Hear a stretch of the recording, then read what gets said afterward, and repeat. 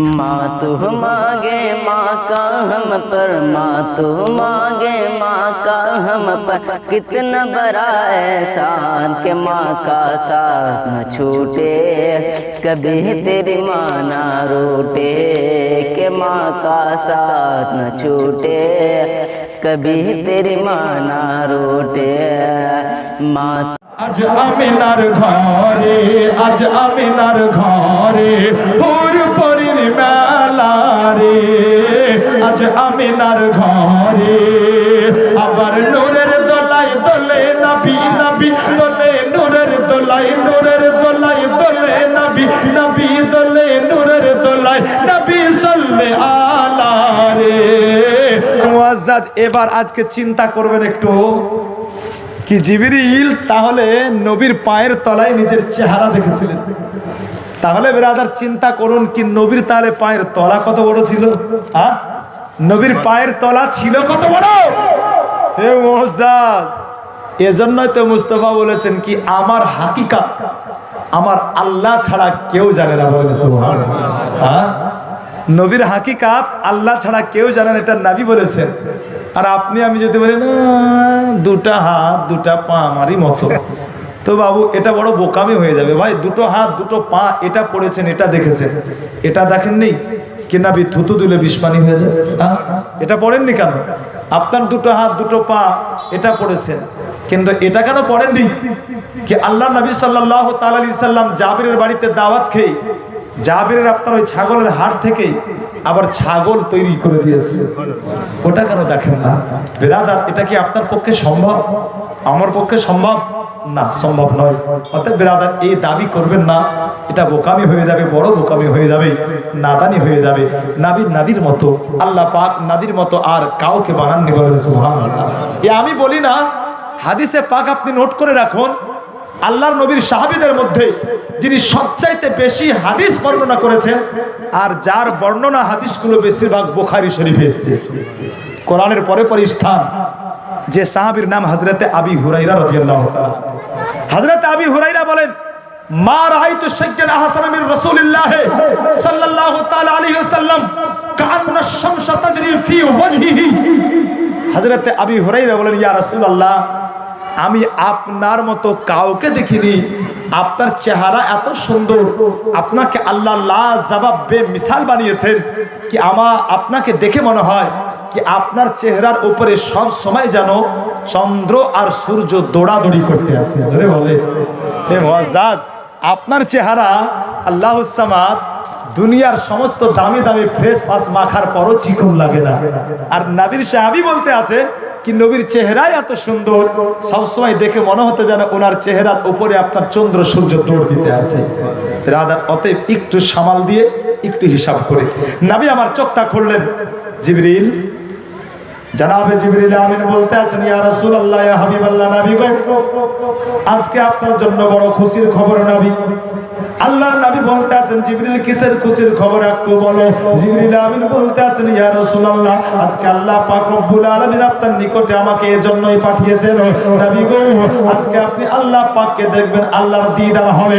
রব্বুল আলামিন আপনাকে নিয়ে যাওয়ার জন্য সাথে 50,000 ফেরেশতা পাঠিয়েছেন। আমি জিবরিল আমিন 50,000 ফেরেশতা সাথে করে এসেছি ইয়া রাসূলুল্লাহ। আর তার সাথে সাথে মহান আল্লাহ তাআলা আপনাকে নিয়ে যাওয়ার জন্য জান্নাতে একটি বোরাক সাথে নিয়ে পাঠিয়েছেন। আমি জিবরিল জান্নাত হতে একটি বোরাক নিয়ে এসেছি। এই দেখেন মুসলমান, আল্লাহর নবীকে সাথে করে জিবরিল আমিন ওই হাতিমে কাবাতে গিয়ে পৌঁছালেন। আল্লাহর নবীকে জিবরিল আমিন বলতে আছেন ইয়া রাসূলুল্লাহ, এই দেখেন এই বোরাকটি, যার পিঠে চড়ে আজকে সওয়ার হয়ে আপনি আপনার আল্লাহ পাককে দেখার জন্য যাবেন। হযরতে আপনার জিবরিল আমিনের কথা শোনার পরে আপনার নবী আমার নবী বিশ্ব নবী আকা মুস্তাফা যেমন ওই বোরাকের পিঠে চাপতে যাবেন ব্রাদার, ওই বোরাক যেন আপনার নড়াচড়া করতে আরম্ভ করলো। জিবরিল ডাক দিয়ে বলতে আছেন বোরাক তুই নড়তে আছিস, তোর লজ্জা হলো না?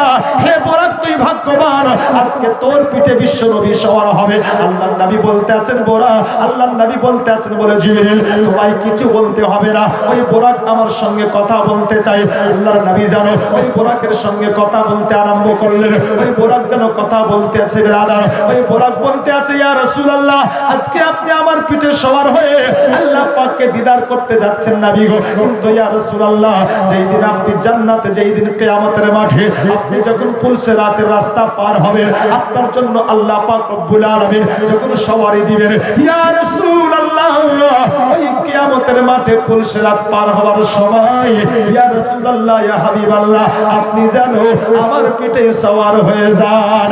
আল্লাহর নবী বলতে আছেন বোরাক যাও, আমি মুহাম্মদ কথা দিলাম কিয়ামতের মাঠে আমি তোমার পিঠে সওয়ার হয়ে আল্লাহ পাক নি পুলসিরাতের রাস্তাটা পার হয়ে যাব। বোরাক আপনারা জানো নড়াচড়া বন্ধ করে দিল। হে মুসলমান, বিশ্ব নবী আকা মুস্তাফা সাল্লাল্লাহু তাআলা আলাইহি ওয়াসাল্লাম ওই বোরাকের পিঠে যেমন চাপতে যাবেন বিরাদার, আমার নবীর চোখ দিয়ে ঝরঝর করে পানি ঝরতে আরম্ভ করলো। জিবরিল আমিন বলতে আছেন ইয়া রাসূলুল্লাহ এই সময়তে আপনার চোখে পানি নবী, বুঝলাম না নবী গো এই সময়তে আপনার চোখে কেন পানি? আজকে আপনার জীবনের সবচেয়ে খুশির সময় নবী গো। ইয়া রাসূলুল্লাহ আল্লাহ পাককে দেখার বাসনা সমস্ত নবী রেখেছেন, আল্লাহ পাককে দেখার জন্য বাইনা সমস্ত নবী রাসূল করেছেন, কিন্তু নবী গো আজ পর্যন্ত আল্লাহর কোন নবী আল্লাহ পাককে দেখেন নাই। আজকে আপনি আল্লাহকে দেখতে যাচ্ছেন, আজকে আপনি আল্লাহকে দেখবেন ইয়া রাসূলুল্লাহ এই সময়তে আপনার চোখে কেন পানি? আমি জিবরিল কিছুই বুঝতে পারি না। ও মুসলমান একটু দিন লাগান বিরাদার, কোন নবীর জীবনী আপনারা শুনতে আছেন যেমনই আপনারা জিবরিল আমিন বলেছিলেন। আমার নবী বলতে আছেন ও জিবরিল আমি এজন্যই কান্না করি চোখের পানি ঝরাই।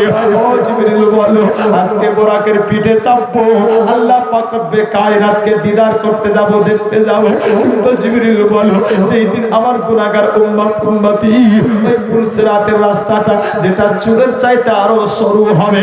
ও জিবরিল বলো আমার গুনাহগার উম্মতি ওই পুলসিরাতের কঠিন রাস্তা কেমন করে পার হবে?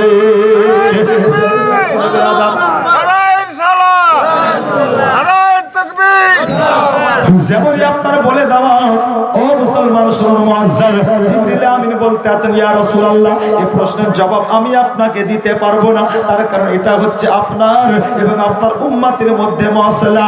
জিবরিল আমিন বলতে আছেন ইয়া আল্লাহ তোমার নবী উম্মতের মায়াতে চোখের পানি ঝরিয়ে যায়। আল্লাহ গো তোমার নবী এত উম্মতকে ভালোবাসে। আমার আল্লাহ তাআলা বলতে আছেন ও জিবরিল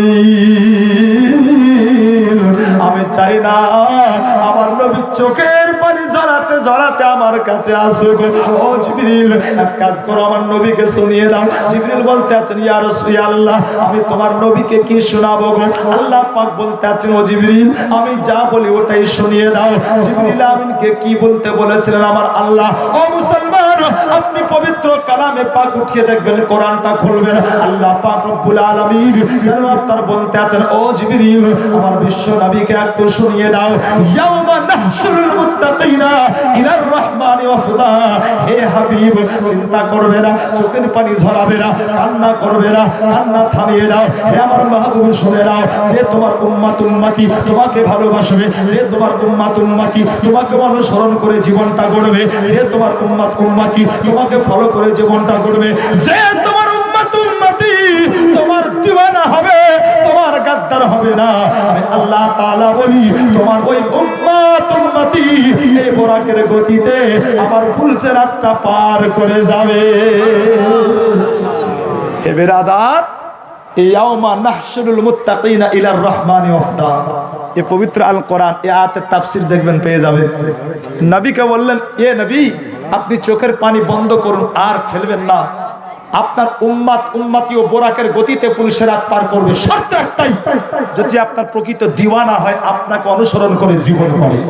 হে মুআজ্জাজ নবীর চোখের পানি আপনার থামলো, আল্লাহ রাসূল বোরাকের উপরে আপনার উঠে বসলেন। নবী যাচ্ছেন কোথায় বাবু? নবী যাচ্ছেন কোথায়? আল্লাহর দিদারে। কোথায় যাচ্ছেন? আল্লাহ একটু জোরে বলেন কোথায়?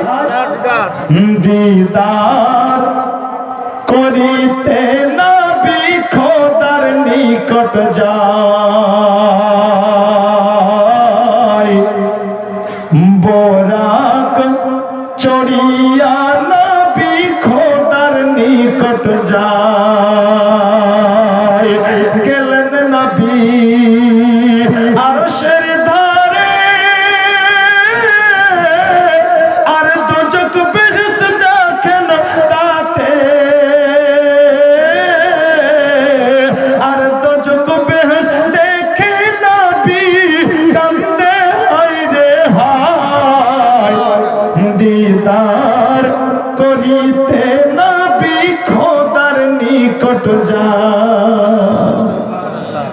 এই মেরাজের রাত্রিতে মুস্তাফাকে ডেকেছিলেন আল্লাহ, হে বেরাদার, সমস্ত কিছু দর্শন করার জন্য।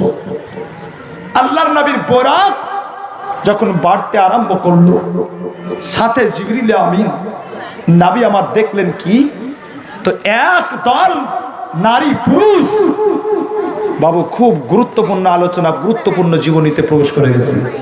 এখানে ইমানও তাজা হবে, জীবনীও শুনতে পাবেন। আর প্রত্যেকটা জায়গাতে আল্লাহ পাকের কোরআন মাশাআল্লাহ লুকিয়ে আছে। কোরআন শুনবেন ইনশাআল্লাহ দিল লাগা।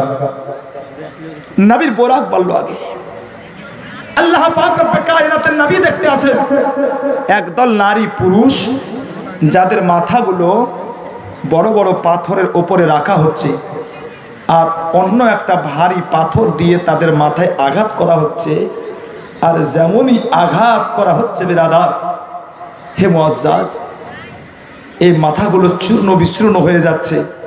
নবী দেখলেন আবার যেন মাথাগুলো গোটা হচ্ছে, পূর্ণ হচ্ছে, আর পূর্ণ হওয়া মাত্রই আবার ভারী পাথরে আঘাত করা হচ্ছে। একবার ভাবুন মুসলমান, এইরকম যদি হয় তো কি অবস্থা? নবী আমার জিজ্ঞেস করছেন, জিবরিল, এরা কারা?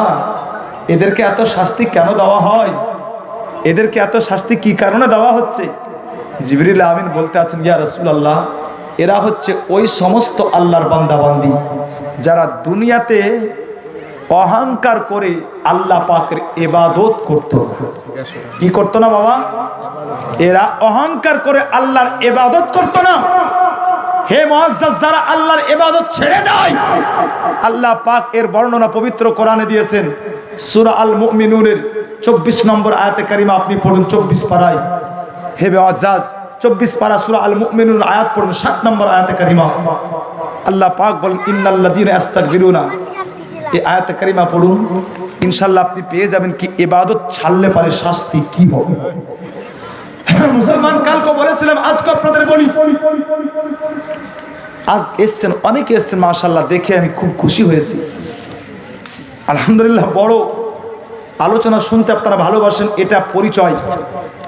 হে বিরাদার, কিন্তু একটা কথা সত্য করে বলেন তো, এতগুলো আপনারা আল্লাহর বান্দা বান্দি আজকে বসে জীবনী শুনছেন, কতটা লোক এসার নামাজ পড়ার পরে জীবনীতে বসেছেন? সবার মাথা আপনারা ঝুঁকিয়ে দিয়েছেন।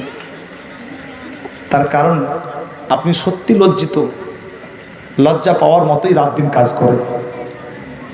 বিরাদার, হয়তো আজকে আমি মৌলভী হারুন প্রশ্ন করছি, হয়তো কারো রাগ হচ্ছে, কিন্তু একবার ভাবুন তো, যখন আল্লাহ তাআলা কিয়ামতের মাঠে প্রশ্ন করবেন, ওখানে তো শুধু মাল গায়ের লোক থাকবে না, ওখানে তো শুধু মাল গায়ের লোক থাকবে না, ওখানে আপনার সমস্ত মানুষ থাকবে। আর এই সমস্ত মানুষের সামনে যদি আপনাকে লজ্জিত হতে হয়, অপমানিত হতে হয়, ওটাকে আপনার জন্য অপমান নয়? হে বিরাদার, আজকে হয়তো আপনি সাময়িক কিছুক্ষণের জন্য অপমানিত হচ্ছেন, এরপরে আপনি আজাদি জিন্দেগি কাটাচ্ছেন, কিন্তু ওখানে আপনি অপমানও হবেন, আর আপনাকে আল্লাহর ফারিস্তা টানতে টানতে ভয়ানক জাহান্নামে নিক্ষেপ করে দেবে। এটা কি আপনার জন্য ভালো হবে? এটা আপনার জন্য কখনোই ভালো হতে পারে না।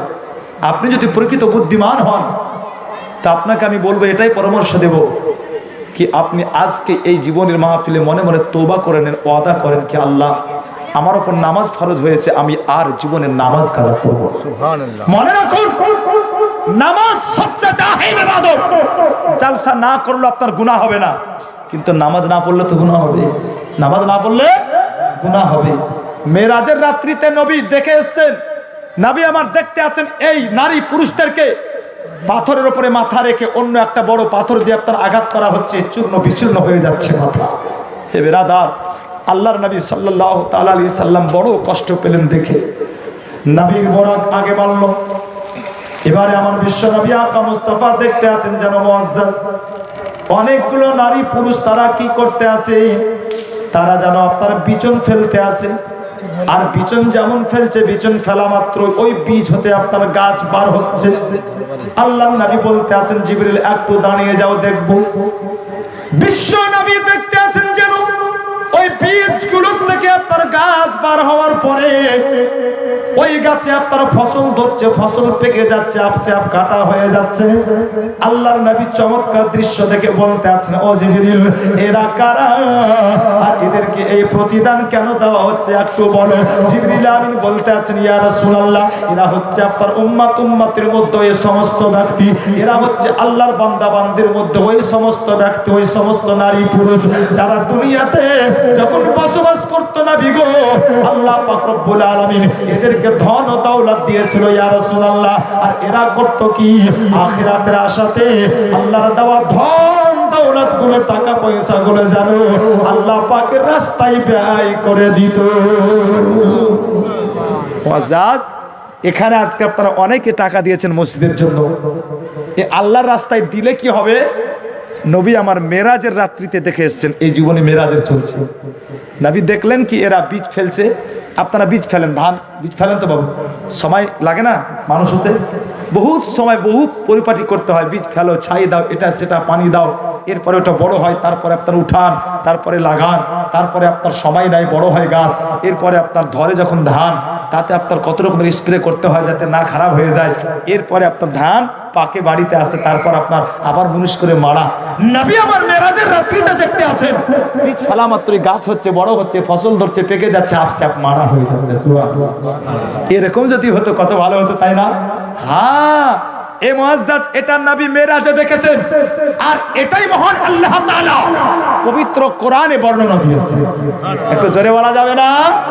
নবী মেরাজে দেখলেন। আপনি কোরআন খুলুন তো আপনি নিজেও পড়তে পারবেন বিরাদার, আপনি নিজেও বুঝতে পারবেন। হে মুআজ্জাজ, আল্লাহ পাক পবিত্র কোরআন 1 নম্বর পারা, সূরাটির নাম সূরা আল বাকারা, আয়াত নাম্বার 110। আল্লাহ পাক রব্বুল আলামিন বলেন, ওমা তুকদ্দিমু লিআনফুসিকুম মিন খাইরিন তাজিদুহু ইনদাল্লাহ। যে সমস্ত আল্লাহর বান্দা বান্দি আখিরাতের ভালাইর আশায় দুনিয়াতে আল্লাহর রাস্তায় ব্যয় করবে, আল্লাহ তাআলা এইভাবেই তাকে আখিরাতের ময়দানে দিবেন। অতএব দিলেন এখানে, আপনি পাবেন ওখানে। বাবু, এর উপরে আপনাদের বিশ্বাস আছে? একটু জোরে বলেন হ্যাঁ কিনা। এর উপরে বিশ্বাস? মাশাআল্লাহ, যাদের বিশ্বাস আছে হাত উঠিয়ে বলেন তো নারায়ে তাকবীর, নারায়ে তাকবীর। হাত উঠিয়ে বলেন নারায়ে রিসালাত। মাশাআল্লাহ, বেশিলাই 500 টাকা করে টাকা দিন তো।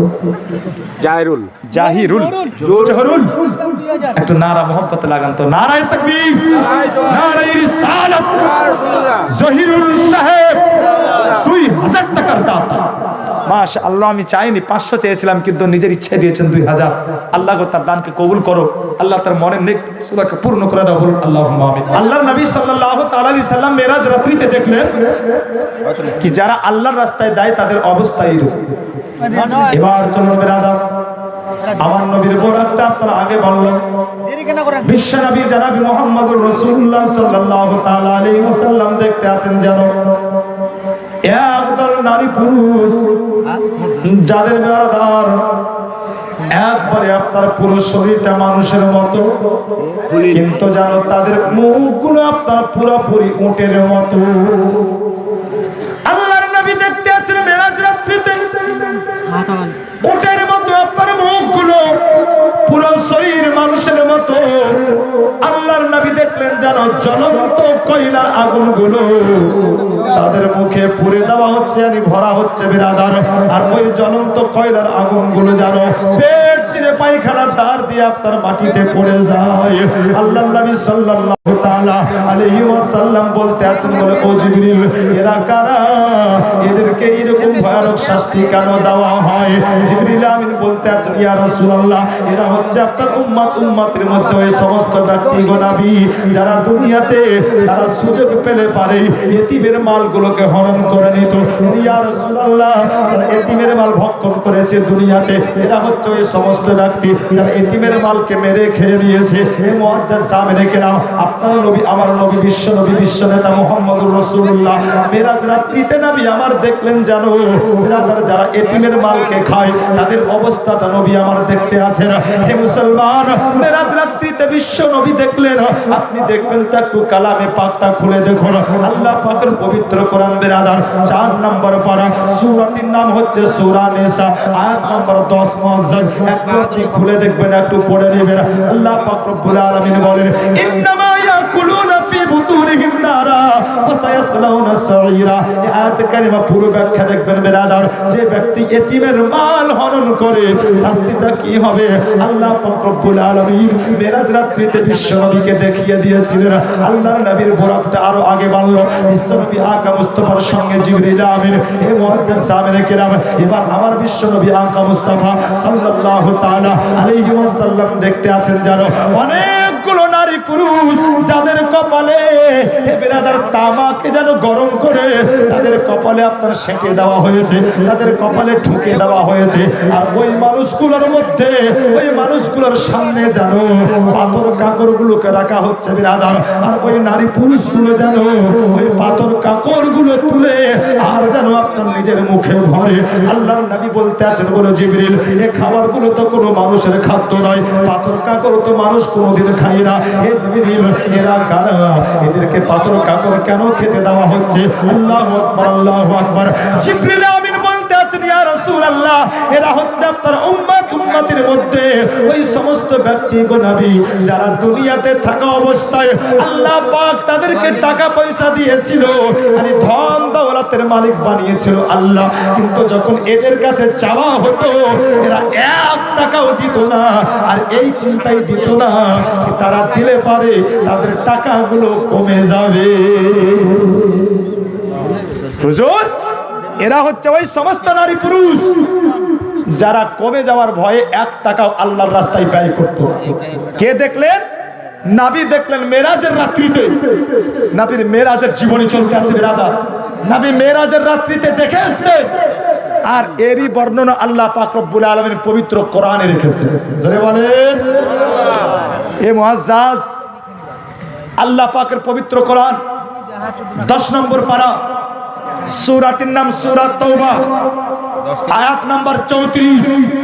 আল্লাহ পাক বলেন ওয়াল্লাযীনা ইয়াকনিতুনা আয-যাহাবা ওয়াল ফিদ্দাতা ওয়ালা ইউনফিকুনাহা ফি সাবিলিল্লাহ ফাবাশশিরহুম বিআযাবিন আলীম। যে সমস্ত ব্যক্তিগুলো মাল কমে যাওয়ার ভয়ে আপনার আল্লাহর রাস্তায় ব্যয় করে না তাদের শাস্তি কি হবে আল্লাহ পাকের নবী দেখে এসেছেন। আর আল্লাহ পবিত্র কোরআনের সূরা তাওবাতে তার বর্ণনা দিয়েছেন। সুবহানাল্লাহ। নবীর বোরাক আরো আগে বাড়লো। যখন আরো আগে বাড়লো নবী দেখতে আছেন একটি খেজুর বাগান।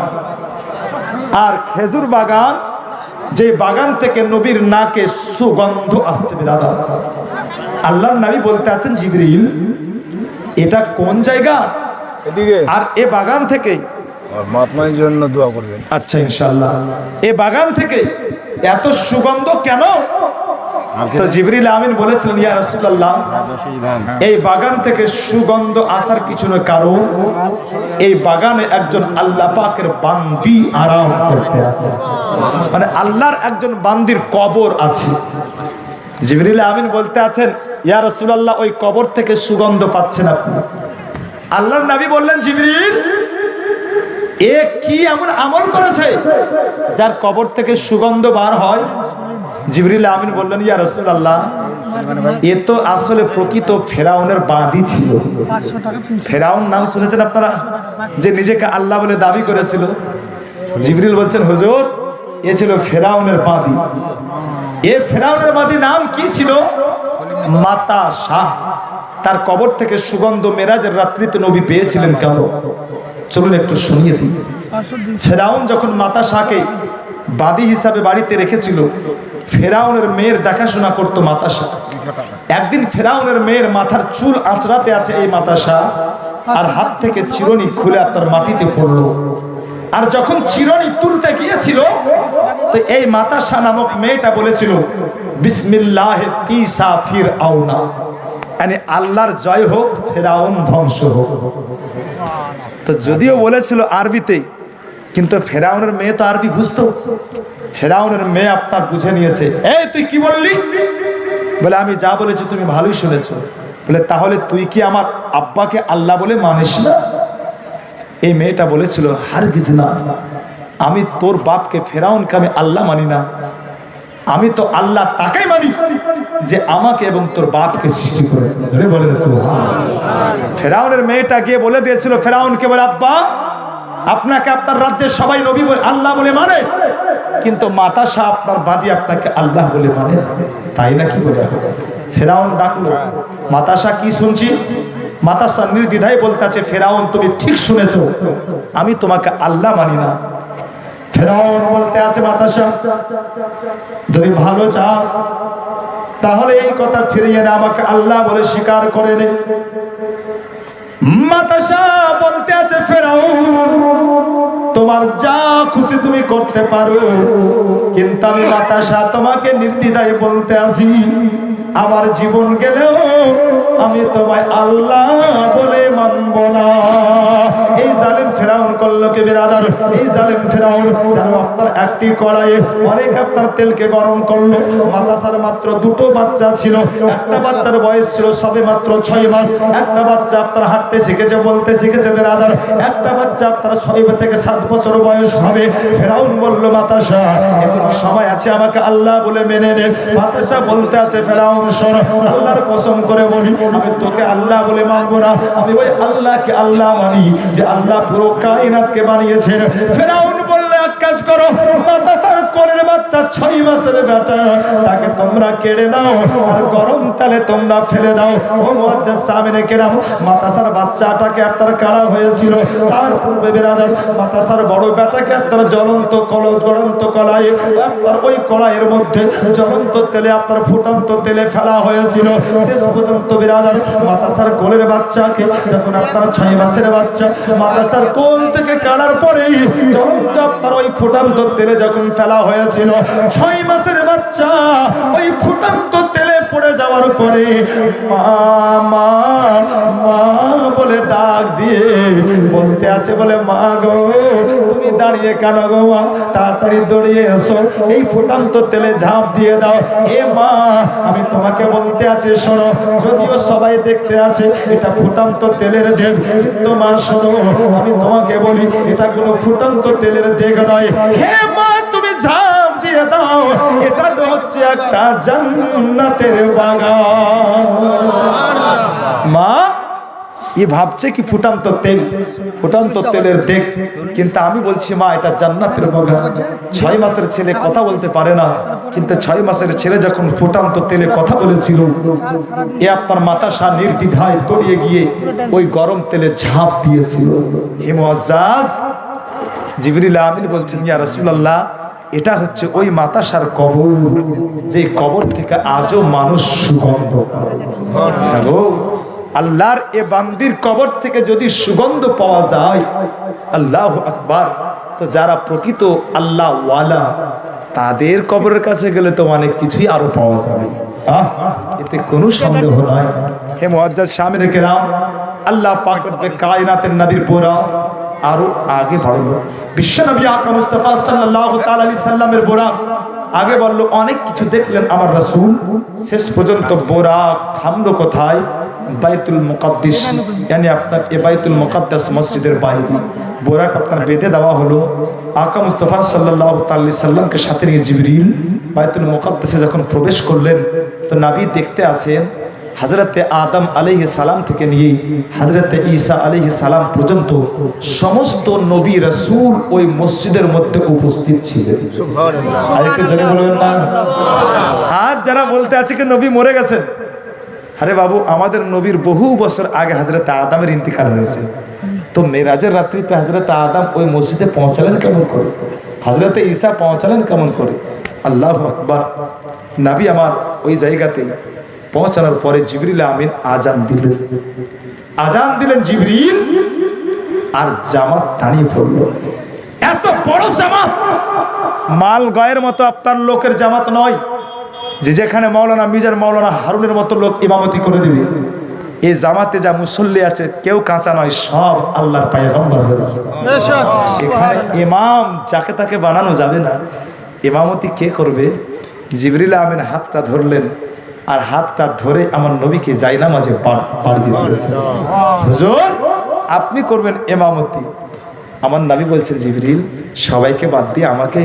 জিবরিল বলতে আছেন, হুজুর এটা নবীদের জামাত, আমার কি স্পর্ধা কি আপনাকে আমি ইমামতির জায়গাতে ঠেলে দিই? আসলে আল্লাহর হুকুমে আপনাকে ইমাম বানিয়ে দিলাম। নবী আমার ইমামতির মুসাল্লায় দাঁড়িয়ে গেছেন। আচ্ছা বাবা, আজান তো জিবরিল আমিন দিয়েছিলেন, আজান জিবরিল আমিন দিয়েছিলেন। তো যখন জামাত দাঁড় হয়, তো জামাত দাঁড় হলে আপনার একামত দেয়, তাই না বাবু? একামত দেয়। আচ্ছা, তো ওই জামাতও তো একামত হয়েছিল, ওই জামাতও একামত হয়েছিল। আজান জিবরিল দিয়েছিলেন, কিন্তু একামতটা কে দিয়েছিলেন আপনাদেরকে শোনাবো, একটু মহব্বতে বলেন সুবহানাল্লাহ।